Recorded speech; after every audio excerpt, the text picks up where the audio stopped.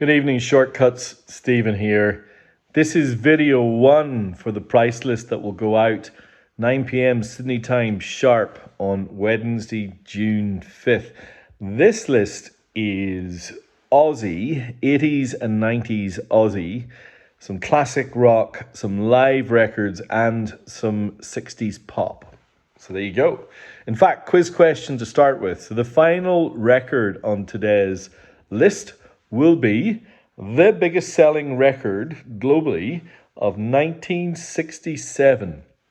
There were some pretty famous records that came out in 1967. So your quiz question, for those of you who hang around to the end of this video, is what was the biggest selling? And that's the final record that will be on this list. Okay, so this list will begin with this record. This was an easy choice for me. This is Sleepy Jackson's Lovers. So for those of you who don't know this record, I'm going to talk to you about it in a second.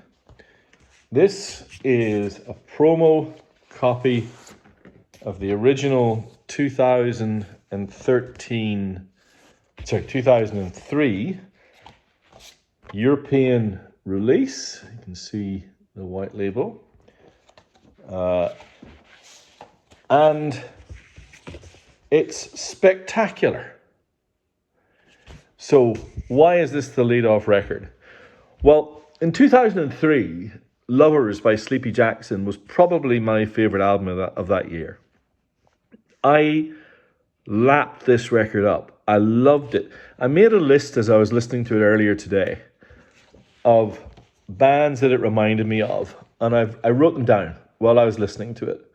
Velvet Underground, The Church, George Harrison, The Flaming Lips, The Psychedelic Furs, Uncle Tupelo, Roxy Music. And that's before I get on to the Aussie bands that influenced this, because I pulled out some records to follow, the Triffids and The Church, which I'll talk about in a second, which will be on the list, that I think fed into this record.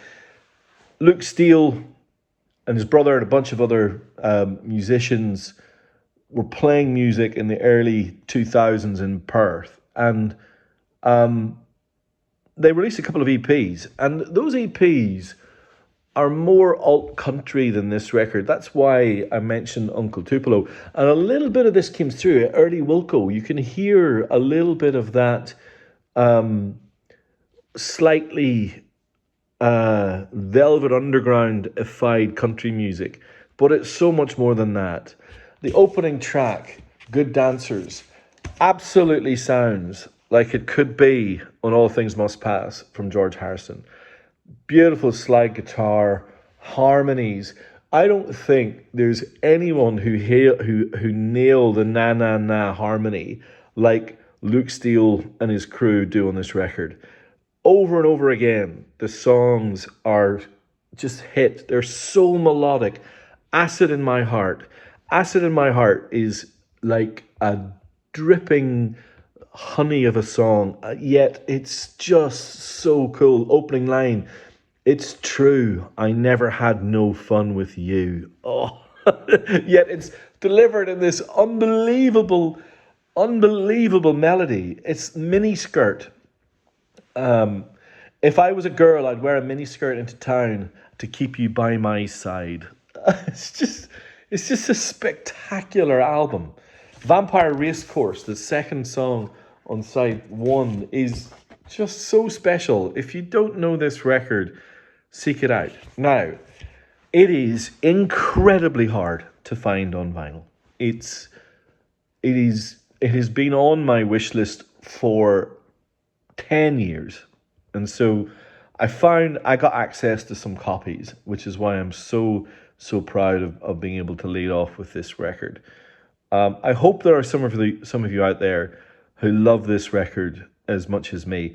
I had one of them in my box at the Top Shelf Record Fair weekend before last, and I had it for $160, and it sold in the first 5 minutes. So I'm not going to put it on at that kind of price for you guys, but it is super rare. in this condition, it's $200+ easily on Discogs. I think I'll probably put it on around 120, maybe 130, but it's really great. If you don't know it, even if you just if you love Aussie music, this is, I think probably the best Aussie album of the 2000s. I don't think there's anything close, actually. Happy to have this debate in the comments. I love it. It's such a great record.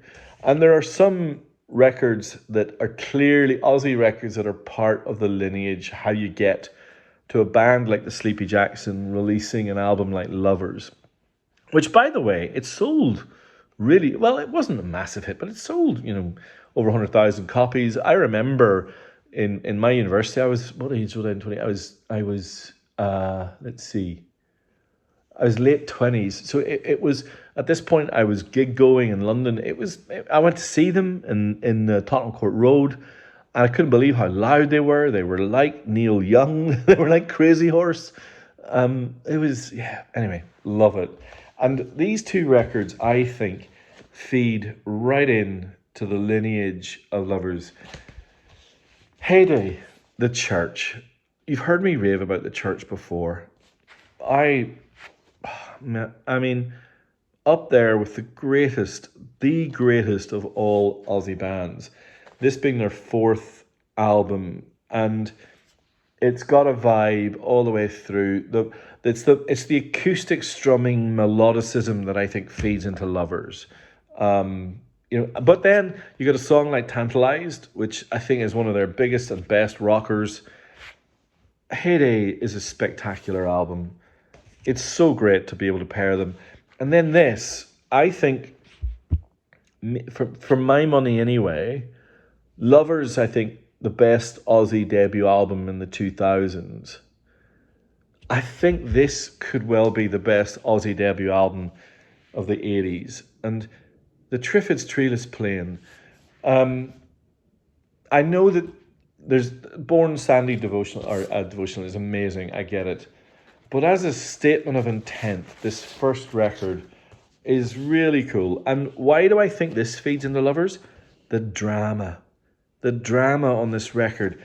It is unbelievably well produced. The opening track, Red Pony, is on my playlist. And everyone says to me, make tracks of your favourite Aussie songs. I always have Red Pony on there.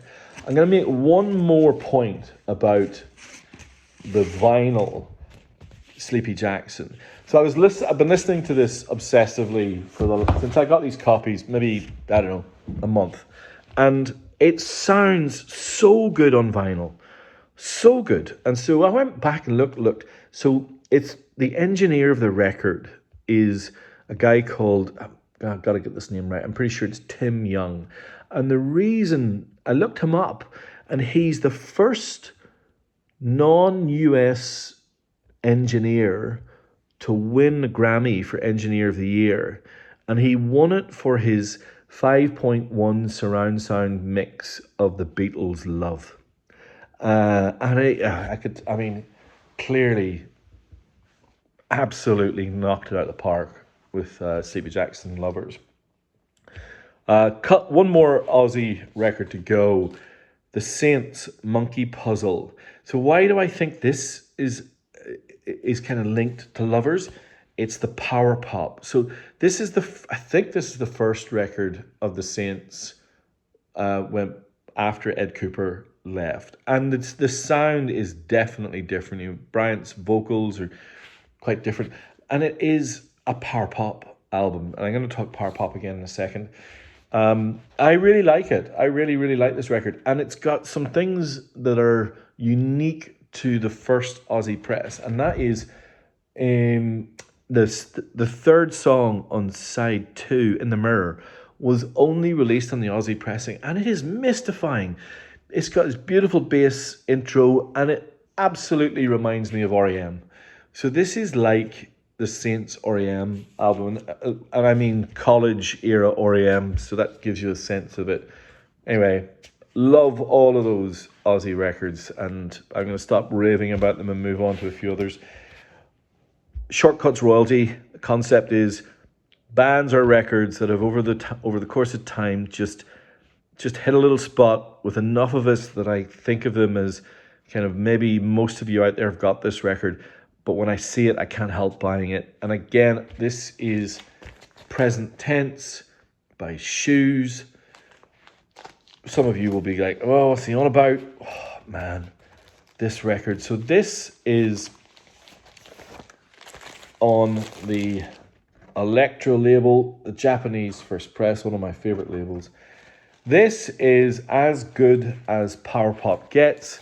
This is a true, genuine, lost classic. Every song is amazing. It's got this melancholic acoustic feel. The melodies are ridiculous, the guitar solos.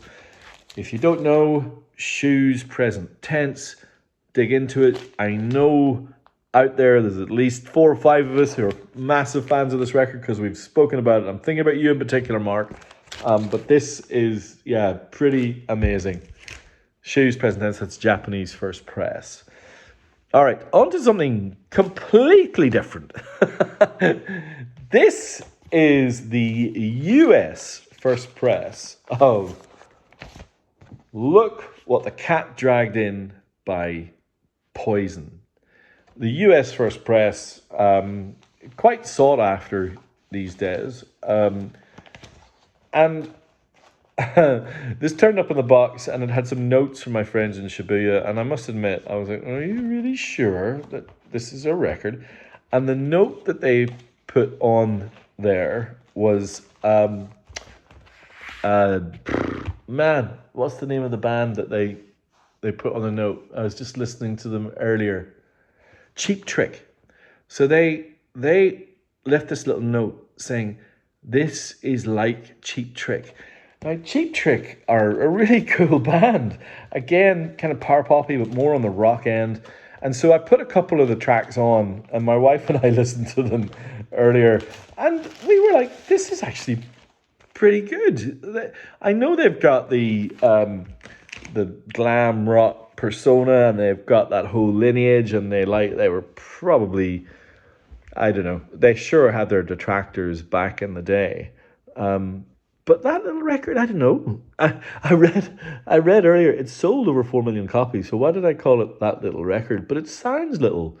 It doesn't sound like a big glam kind of Kiss obsessed snooze fest. It's actually quite quirky in places and quite melodic and kind of raw. And the vocals are a bit strange. Sometimes I'm thinking, there's that bit out of tune, but I don't know. I mean, it's just my ears. Talking about out of tune. Old Shaky himself. This is Harvest, Neil Young. The Japanese first press. The copy I have on my shelf. This is one of the best copies of this record I've ever seen. The inners, the record itself, the whole thing is just pristine. It is perfect. If this has been played any more than a few times, I don't know by who. It's got all 4 of the inserts. It's got the lyric sheet in perfect condition. The record is immaculate. If you don't have a copy of Harvest that you love to bits, I cannot recommend this highly enough. It is perfect. And the album is too. All right, now, something, again, quite different. Maybe this is actually, I should have maybe spoken about this after Poison.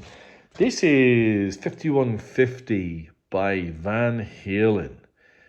Either their 6th or 7th record, but certainly the first with Sammy Hagar on vocals. It's a Japanese first press. This one has an interesting little production credit. Obviously, by this stage, the band were super successful and they'd searched around to try and find a replacement of Dave Lee Roth. But the production credits are shared with one Mick Jones from The Clash. And I think his influence is quite clear. It's quite kind of bassy and melodic in places. There's the Japanese insert. Van Halen's 5150 with Obi in beautiful condition. Talking about beautiful condition, this is one of the most pristine copies of Led Zeppelin 4 I've ever seen. All inserts. I think the record's unplayed. The Obi is pristine. I'm reluctant to even take it out of the packaging. If anyone had said to me that this had been opened before, I wouldn't believe them. There is a chance that this has never been opened before and is sealed. I'm going to leave it for whoever grabs it to open it. The notes I got from Shibuya suggest that it's never been opened, which is pretty amazing. So keep your eye out for that on the list. Couple to go before we get to the answer of our quiz question. Now, I had this on the list about 6 months ago, and I pulled it because I made the mistake of listening to it, which is something I'm chastised myself about all the time. Oh dear, because I'm a music fan, and when I listen to it and I go, actually, I quite like that, then it disappears off the list. And it is this Stage, David Bowie. This is the Japanese first press. The sleeve is outrageously beautiful. For those of you who've been in my house, you know I've got a massive David Bowie thing on the wall out there. My dog's called Bowie. This record and I have a checkered past, though. Here's the Japanese insert. In fact, this record has a checkered past full stop. The 2017 re-release of this record completely changed it. Changed the track order, changed the audience noise, changed everything about it.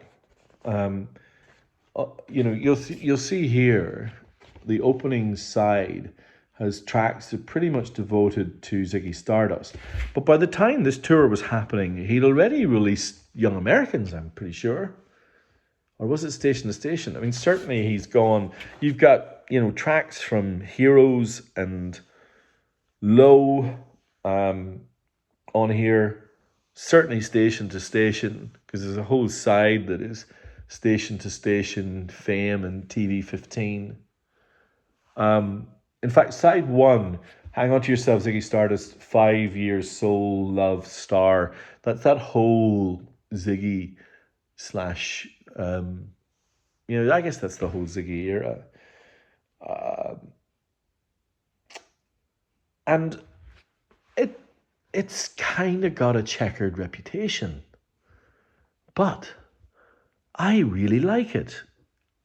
Obviously, it's a bit weird in that they edited the Ziggy tracks to kind of flow into each other. Often you can't really tell it's a live record because they've really damped down the crowd noise. But I like that because I often find crowd noise to be an irritant. The Low record, the Low side, many of you will know Low, I think, is pretty much my favorite Bowie album. They don't shy away from having some of the instrumentals. So you've got Warjawa, for example, and you've got the likes of Art Decay and Sense of Doubt, as well as an amazing version of Breaking Glass. I don't know. It's a surprising record. Quirky, certainly not perfect. A lot of people think that some of the later live records that were released in box sets and various things have kind of supplanted this record and made it somewhat redundant. But I really like it. It's definitely got a singular place on my shelf. And I play Bowie all the time. Melissa, kind of indulges me, but she quite likes this record too. This is Stage, David Bowie. Maybe, I would argue, unfairly maligned. All right, now, this is also Shortcuts royalty. This is the Japanese first press of Supertramp Breakfast in America. If you look at the reviews and comments on Discogs for this first press, which is AMP6034, you will see a bunch of people down there saying, I've compared this record to the US first press, I've compared it to the Mobile Fidelity, and my view is the Japanese first press is the best. I agree. This is a spectacular record and it sounds fantastic. Enough said. All right, returning to the quiz question, which is a little game I'm going to play from here on in, where I'm going to set a little teaser. So the biggest selling record globally of 1967. So I'm trusting the internet on this, so I'm probably wrong. But anyway, it still makes for an interesting little factoid.